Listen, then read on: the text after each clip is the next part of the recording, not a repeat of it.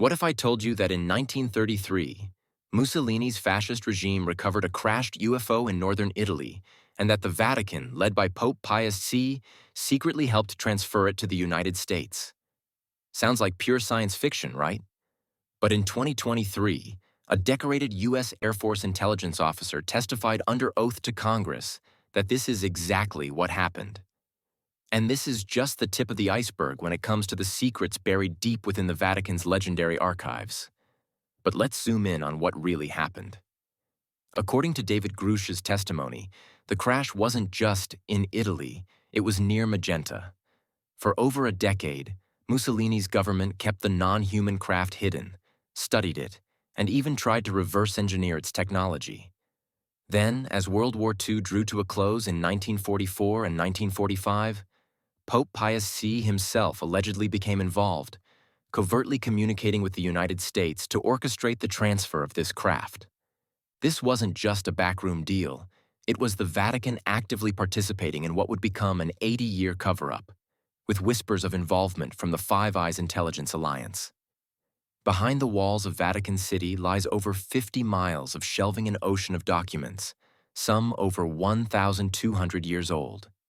Officially, these are just administrative records and papal correspondence.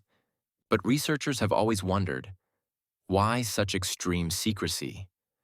Why do only a handful of people have access? And why are some collections completely off-limits even to top scholars? And what are ancient Sumerian tablets describing the Anunnaki, the gods who came from the heavens, doing in the same vaults as biblical manuscripts? The Vatican's connection to unexplained aerial phenomena stretches much further back than 1933. Medieval records preserved by the Church describe jaw-dropping events like the celestial battle over Nuremberg in 1561, when witnesses saw cylindrical objects and spheres fighting in the skies, all meticulously recorded by Hans Glaser. Even earlier, 9th century Latin manuscripts tell of ships in the clouds from a place called Magonia. These weren't isolated incidents. Roman historians Pliny the Elder and Livy wrote about fiery shields and phantom ships in ancient skies, accounts that the Vatican carefully archived. And the intrigue doesn't stop there. The Vatican Observatory, run by Jesuit astronomers, has quietly explored UFO phenomena for decades. Brother Guy Consolmagno, a Vatican astronomer, has publicly stated the Church is open to the idea of extraterrestrial life, noting that Christianity has always dealt with non-human intelligences just under different names, like angels. Could this be a subtle hint that the Church knows more than it lets on?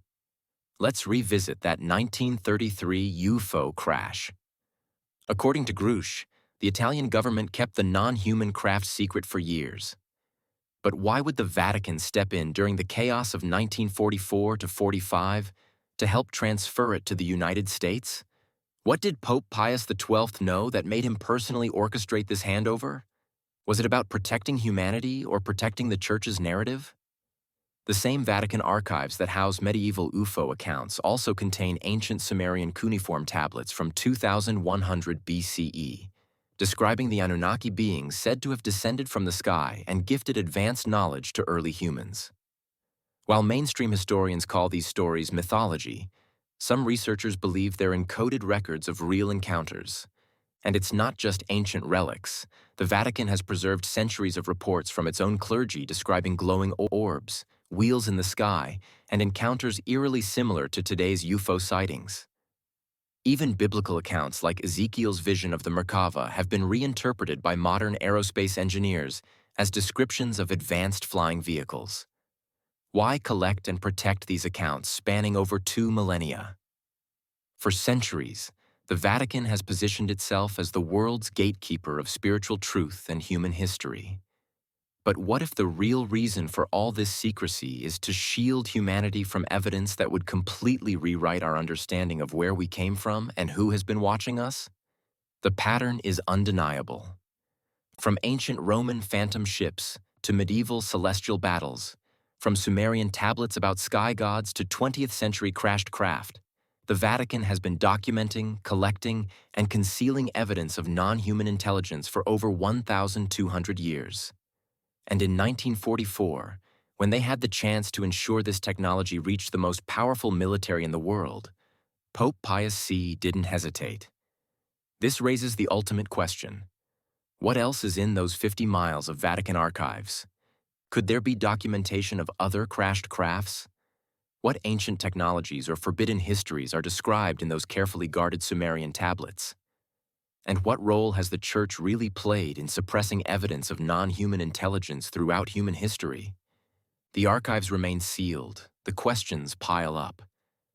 But one thing is certain: the more we dig, the more we realize how much we've been kept in the dark. From ancient sky gods to modern UFO crashes, the Vatican has been at the center of it all, carefully managing what humanity knows about our true origins and who might be watching us from above. What do you think the Vatican is really hiding in those 50 miles of secret archives? Drop your wildest theories in the comments below. And if you're ready to uncover more secrets they never taught you in school, hit subscribe, because this is just the beginning of what we're going to expose.